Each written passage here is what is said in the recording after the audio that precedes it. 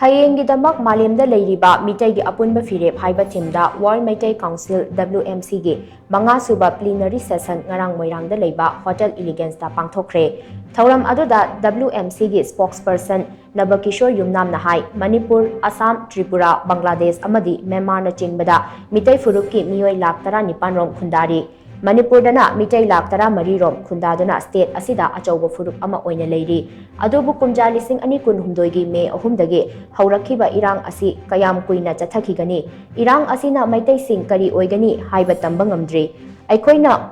manglam chat ningthina neinarudabna ngasigi fibam asi yaurakpani Manipur machet tana thugaina ba honarakliba sing asi aikoi thauna fana thengnabaga loinana tungi yumbi oigadauriba mahairoi singbusu mahai masing ningthina tamhanna ba honasi Malem da Manipur saktakliba sana khotnabadasu puning jangsi masi natrabadi aikoi chaukhatpa purakpa ngamdaduna tung hanna chatlakani haibasi aikoi punna khangba mathau tai hainasu mahakna makha takhi